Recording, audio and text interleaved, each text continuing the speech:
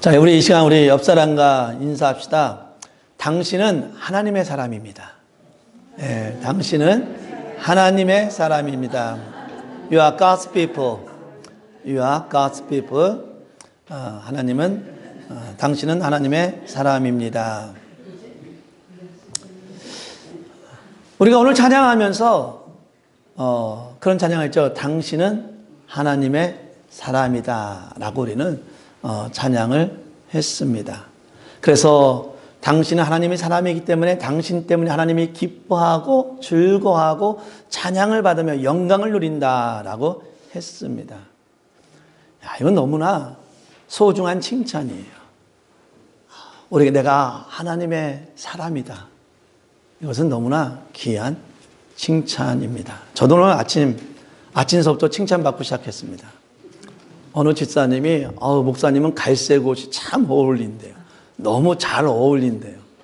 그래서 저는 지금 제가 오늘 인생에 있어서 어쩌면 가장 멋있는 상태에서 제가 지금 설교를 하고 있는 겁니다. 사람은 칭찬을 좋아해요. 그래서 제가 좀 갖고 있는 칭찬을 제가 몇 개 할까 합니다. 우리 집사님이 저를 칭찬하는 바람에 갑자기 칭찬하고 싶은 제 자신을 이렇게 칭찬받은 것에 대해서 나누고 싶은 욕심이 생겼습니다.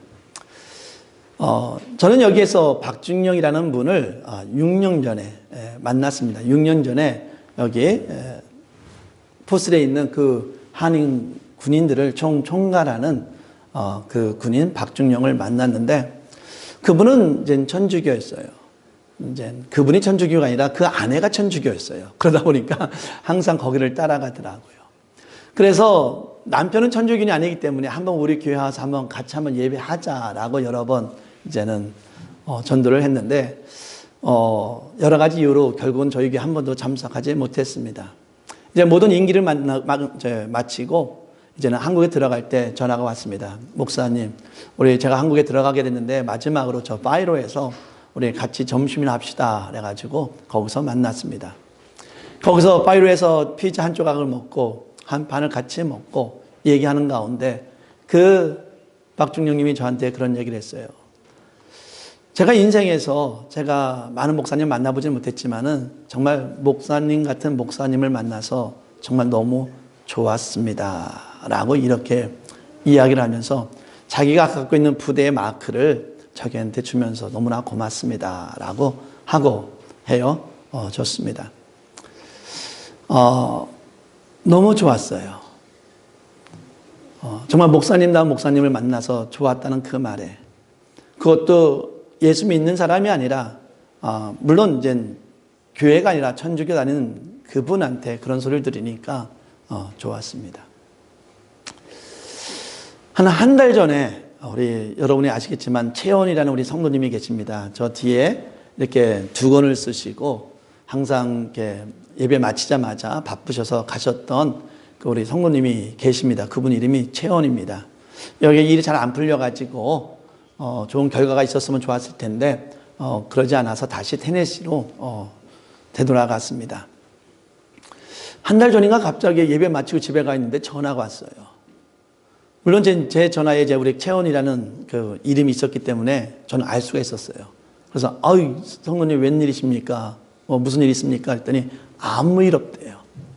그러면서 하시는 말씀이 목사님이 보고 싶어서 전화를 했대요. 너무 기분이 좋았어요. 그 전에 뭐라고 했냐면은 떠나기 전에 떠나선과 통화했을 때 자기가 여기 남았으면은 자기가 기타를 잘 치는데 우리 찬양팀과 같이 기타 치면서 찬양하고 싶었는데 자기가 그러지 못해서 미안하다 하면서 갑자기 저를 보고 싶다고 전화가 왔는데 왜 그렇게 반가운지. 그래도 이분이 비록 우리 교회에서 한 달 내지 2달 같이 신앙생활했는데 나도 그래도 이분이 나를 이 일로톤 나사렛 교회 목사로서 인정을 해 주었구나라는 것에 너무나 감사했습니다. 또 저희 교회 한 1년 정도, 1년은 안 됐죠. 한 6개월 정도 우리 신앙생활을 같이 했던 우리 정만호 성도님이 계십니다. 정만호라고, 그분이 여기에 남기를 원했지만은 이제 사정이 안 좋아서 다시 한국을 갔습니다. 그래서 이제는 요즘은 이제 SNS가 이렇게 카톡 이런 것이 많이 발달되어 있기 때문에 가끔 통화했지만 그렇게 많이 통화하지는 못해요. 처음엔 통화했지만 요즘은 많이 통화를 하지 못합니다. 근데 너무나 감사한 것은요, 제가 이제 나사렛 아침 묵상 이렇게 토요일 2주마다 하는데, 거기에 보면은 항상 이렇게 좋다고 이렇게 손가락 덤접을 해주는 분이 있는데, 그 중에 한 분이 정만호 성도예요. 그 정만호 성도가 바쁘니까 그 나사렛 아침 묵상을 이렇게 모든 목사님 그 말씀 듣지는 못해요. 그런데 항상 제가 하는 토요일 날은 꼭 듣더라고요. 그리고 나서는 거기다 꼭 이렇게 잘했다고 이렇게 덤접 손가락을 보내줍니다. 그분이랑도 제가 이 교회에서 한 6개월 정도 같이 신앙생활을 했는데, 그리고 이제 벌써 떨어진 지는 벌써 5년, 6년 됩니다. 그런데도 여전히 이렇게 관심을 가져주고, 우리 하는 나사렛 아침 묵상을 들으면서 덤접을 해준다니까 전 너무 감사해요. 그래도 정만호 성도도 그 짧은 기간이지만은 나를 목사로 인정해 주는구나 라고 그것을 받아들이니까 너무나 기분이 좋습니다. 쉽게 말하면은 그분들이 저를 목사 아니면은 신앙자 아니면은 하나님의 사람으로서 인정을 해 준다는 겁니다. 그것이 좀 너무 기쁜 거예요. 이분들이 나를 하나님의 사람으로, 하나님이 함께하는 사람으로, 오늘 성경에 보면은 하나님의 영이 그 안에 있는 사람으로 나를 인정해 주는구나 라는 것에 대해서 너무나 감사가 넘치는 겁니다. 하나님의 사람. 우리가 오늘 찬양했는데 당신은 하나님의 사람. 참 이 말이 너무나 아름다운 말인 줄 믿습니다. 요셉은 17살에 애굽으로 종으로 팔려갔고 13년을 종살이, 감옥살이를 했고 30세가 돼서 바로를 만남을 통해서 그가 애굽에서 두 번째 높은 자리를 앉게 되었습니다. 이 요셉이 그 애굽의 높은 지도자가 되기 전까지, 그는 17살까지는 아버지와 함께 있었고 13년 동안은 감옥살이에 있었는데, 과연 이 요셉이 과연 배운 것은 무엇이 있을까? 17년 동안 아버지와 같이 있었으니까 아버지한테 너무나 극진한 사랑을 받았어요. 그래서 좀 잘난 척하고 어떻게 보면 교만도 했죠. 하지만 그 17년 동안에 아버지의 사랑을 받았기 때문에 아마 아버지의 사랑은 알고 있었을 거예요. 그러고 나서 바로 종살이를 합니다. 그러고 나서 감옥살이 합니다. 과연 감옥살이 하는 동안에 그 요셉은 과연 무엇을 배울 수 있었을까? 지식적으로, 어떤 사회적으로 과연 어떤 경험을 했을까? 제가 봤을 때는, 우리 인간적 생각으로 봤을 때는 요셉이 13년 동안 배운 것은 없다고 생각을 해요. 그런데 그 요셉이 17살에 종으로 팔려가서 그 애굽의 친위대장 바디발의 집에 종으로 팔려갑니다. 그런데요, 놀라운 것은 이 바디발은 자기 집안의 모든 권한을, 쉽게 말하면 자기 아내를 제외하고는 모든 권한을 누구한테 줍니까? 요셉한테 다 맡깁니다. 그것은 결코 쉬운 일이 아니에요. 저도 미국에서 학교를 다니면서 그 파트타임으로 어느 가게에, 옷가게에 매니저로 일해본 적이 있어요. 그 가게의 모든 재정 상태는 제가 웬만큼 알고 있어요. 하지만 그게 전부입니다. 거기서 멈추는 거지 제가 더 이상 갈 수가 없어요. 그런 한계가 있습니다. 그렇게 전적으로 다 맡길 수가 없다는 거예요. 아무리 신뢰하는 사람일지라도 그 집안의 모든 것들, 재산을 다 포함한 모든 것들을 다 맡긴다는 것은 결코 쉬운 일은 아니라는 겁니다. 과연 여러분은 어떻겠습니까? 종으로 팔려온 자에게 여러분 모든 어카운트를, 모든 사정을 다 주면서 맡길 수 있겠습니까?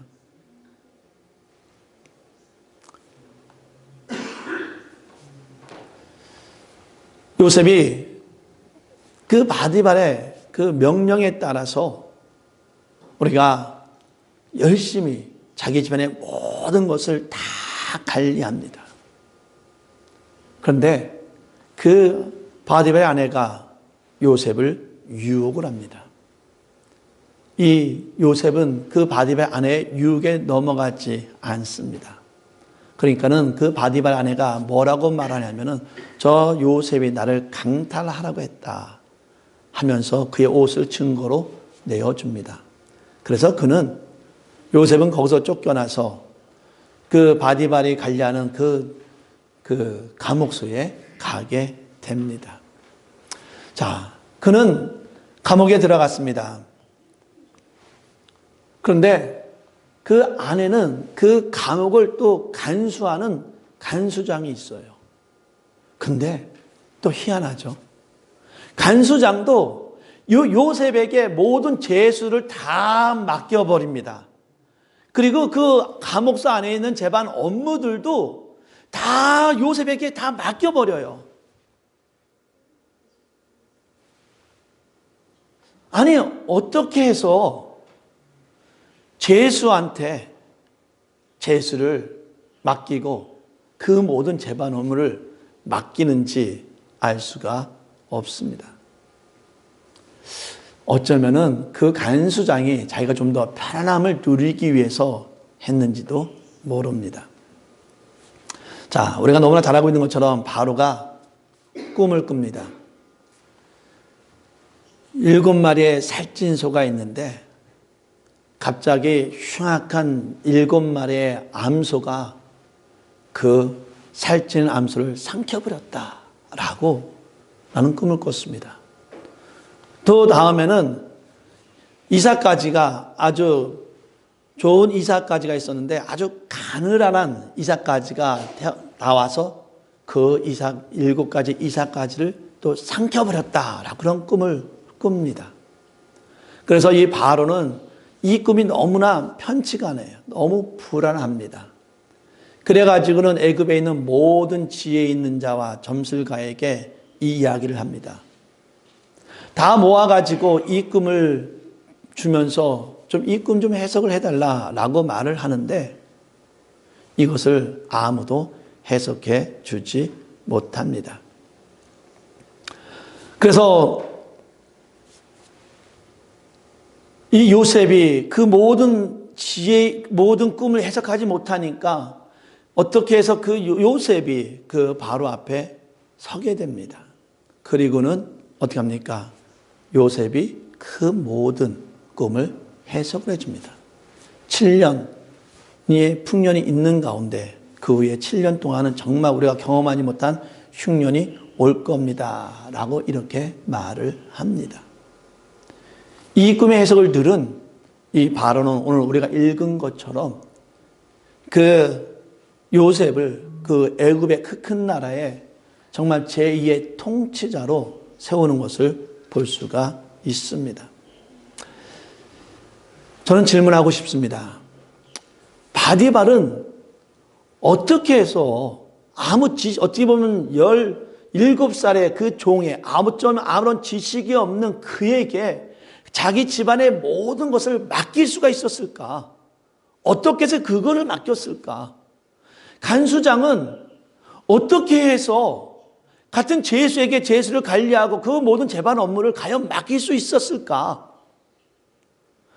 또 바로는 그 꿈을 해석해 주었다고 해서 그 요셉에게 정말 이 애굽의 그 큰 나라를 통치할 수 있는 제2의 권력자로 세운 어떻게 해서 그 요셉을 제2의 권력자로 세웠을까? 왜 그런 것 같아요? 왜 바디발은, 왜 간수장은, 왜 바로는 그 젊은이에게 그 엄청난 일들을 맡겼습니까?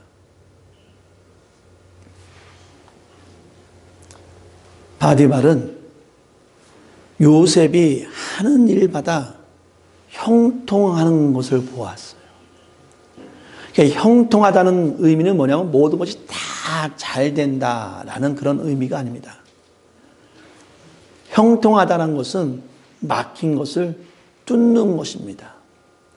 쉽게 말하면은 요셉이 그 힘든 가정 속에서도 어려운 가정 속에서도 거기서 넘어지지 아니하고 그 모든 힘든 것들을 어떻게 다 뚫고 일어서서 더 잘 되는 모습들을 그 바디발은 보게 된 겁니다. 우리는 형통한 삶을 누리기를 원합니다. 우리 내 삶 가운데, 우리 자녀들의 삶 가운데 형통한 삶을 살기를 원합니다. 그 형통한 삶이 모든 것이 잘 되는 삶입니까? 우리가 삶을 지켜봤을 때 모든 것이 다 잘 됐습니까? 아니요. 모든 것이 잘 되지 않았어요. 잘 안 된 것이 있지만 우리는 그것을 어떻게 믿음으로 그것을 극복하고 그것을 해결하며 여기까지 온 것이지, 그래서 그것이 결론적으로는 잘 된 것이지 모든 것이 잘 된 것은 아니라는 겁니다. 이 시간에 우리 여러 성도님에게 이러한 믿음이 있기를 진심으로 바랍니다. 우리 앞에 힘든 것들, 우리 앞에 막혀 있는 것들에 우리가 주저앉는 것이 아니라 그 힘든 것에 믿음을 가지고 당당히 서서 그것을 뚫고 나갈 수 있는 그러한 믿음의 사람이 되기를 진심으로 바랍니다. 그 보디발은 자기 가정 안에서 정말 그 위로 그 요셉이 관리하는 것마다 그 밭과 모든 논들이 어떻게 해요? 관리함을 통해서 더 번창하는 것을 볼 수가 있었습니다. 아, 요셉에게는 모든 일에 형통함이 있구나. 마찬가지로 이 간수에게도, 간수장도 모세의 그런 모습을 보았어요.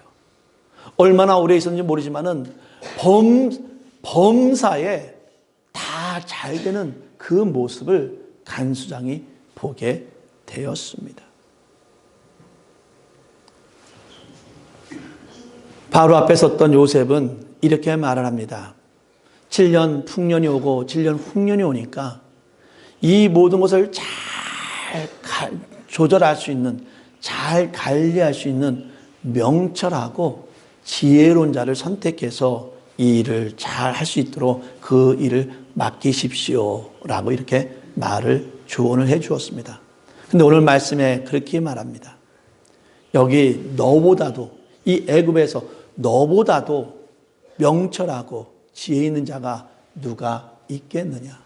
쉽게 말하면 요셉 너가 제일 명철하고 지혜롭다라고 이렇게 이야기를 하는 겁니다. 지금 바로는 이 요셉이 어떻기 때문에 비록 배운 것은 없었어도 그는 명철하고 어느 누구보다도 명철하고 지혜롭기 때문에 이 일을 맡겼다는 겁니다. 근데 지혜의 근본이 무엇입니까? 지혜의 근본은 여호와를 경외하는 겁니다.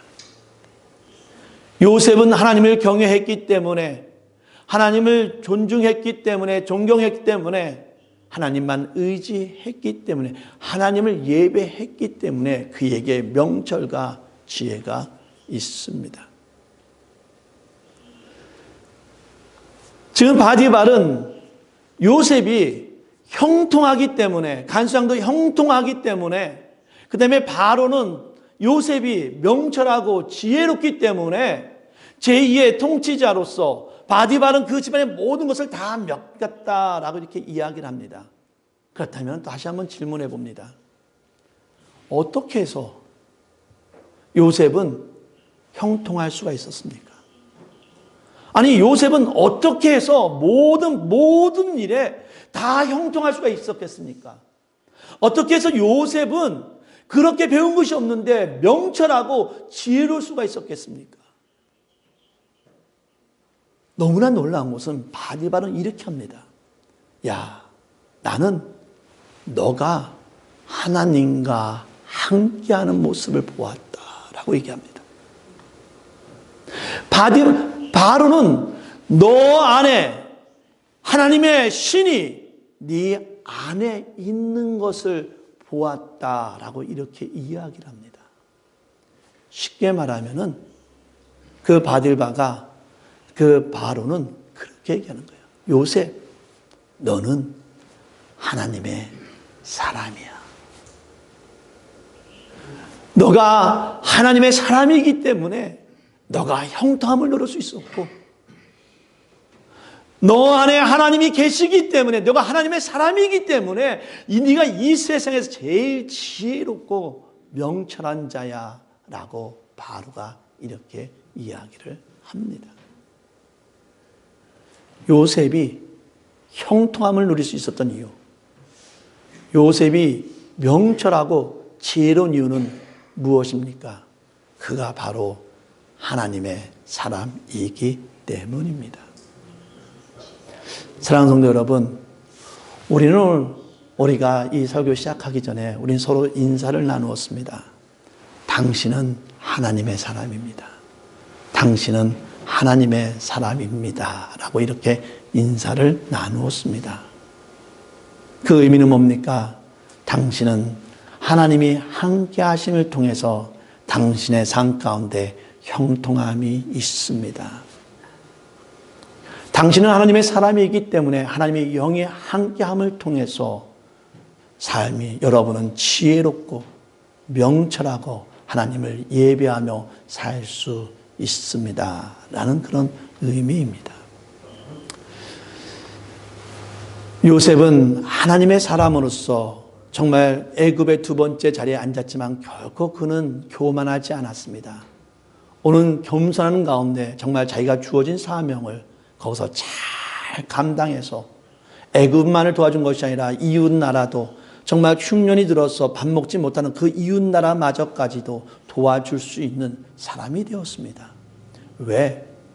요셉은 하나님의 사람으로서 그에게는 형통함이 있었고, 그는 하나님의 사람으로서 겸손한 가운데 자기가 맡은 사명을 잘 감당하는 가운데 자기한테 형통함뿐만 아니라 이웃에게도 형통함을 주는 진정한 하나님의 사람이었다는 사실입니다. 이 시간 여러분은 하나님의 사람입니다. 우리가 하나님의 사람으로서 우리는 어떠한 삶을 살아왔는지 한번 생각해 봅시다. 우리는 하나님의 사람으로서 하나님의 형통함을 누리고 하나님의 겸손함을 통해서 나뿐만이 아니라 내 이웃에게도 하나님의 형통함을 베풀 수 있는 그러한 하나님의 사람이 되기를 진심으로 바랍니다. 이 시간 우리 다 같이 기도합시다. 하나님 감사합니다. 이 연약한 자를 하나님의 사람으로서 삼아주심에 너무나 감사드리고, 이 자를 하나님의 사람으로 만들어주심을 통해서 내 삶 가운데 힘들고 어려운 일이 있을 때마다 그것을 다 뚫고 나가는 그런 형통함을 저에게 주셨음에 너무나 감사합니다. 하나님, 이 형통함을 가지고 내가 교만하기보다는 더 겸손해져서 나뿐만이 아니라 우리 교회와 성도와 우리 가족과 이웃에게도 하나님 그 형통함을 베풀 수 있는 자 될 수 있도록 인도하여 주시옵소서. 나가 하나님의 사람으로서 살아가는 믿음의 사람이 될 수 있도록 인도하여 주시옵소서. 우리 이 시간 다 같이 기도하도록 하겠습니다. 기도합니다.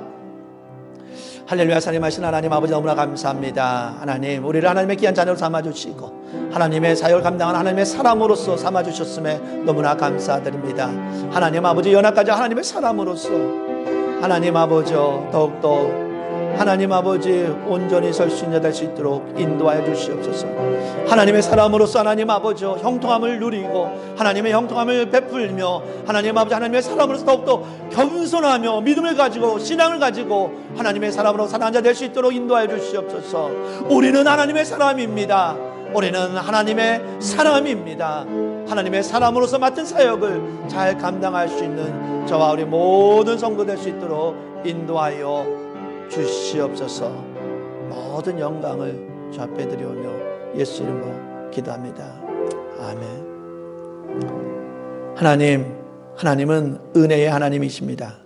하나님께서는 하나님의 그 은혜를 가지고 우리를 하나님의 귀한 자녀로 삼아주셨음에 너무나 감사합니다. 하나님, 우리가 하나님의 자녀로서, 하나님의 사람으로서 살아가게 하여 주시옵소서. 하나님의 사람으로서 하나님, 내 앞에 고난과 역경이 올더라도 거기서 넘어지는 것이 아니라 그를 뚫고 그것을 일어서서 나아갈 때 하나님, 우리의 삶에 형통함이 있게 해주시고 내 가족과 내 친구들에게도, 내 이웃에게도 형통의 은혜를 베풀 수 있는 자 될 수 있도록 인도하여 주시옵소서. 우리는 하나님의 자녀입니다. 하나님의 사람입니다. 하나님의 사람으로서 맡은 일에 사명 다하게 해주시고, 특별히 하나님 아버지 교만하지 아니하고 자만하지 아니하고 겸손한 가운데 주어진 사명을 우리가 순종함을 가지고 나아가는 자 될 수 있도록 인도하여 주시옵소서. 모든 영광을 주 앞에 드려오며 예수 이름으로 기도합니다. 아멘. 일어서시겠습니다. 우리 다 같이 일어서서 당신은 하나님의 사람입니다 라는 찬양 같이 하겠습니다.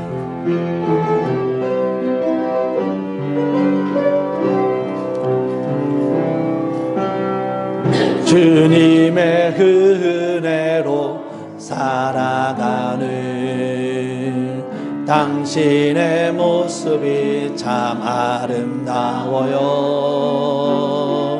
주님의 사랑을 나누어 주는 당신의 모습이 너무 아름다워요. 하나님을 감동시키고 세상을 변화시키니 당신은 이 세상에 필요한 사람, 하나님이 좋아하는 사람, 당신 때문에 얻은 세상이 사랑으로 가득 차지요. 당신 때문에 하나님께서 너 영광 받으시지요.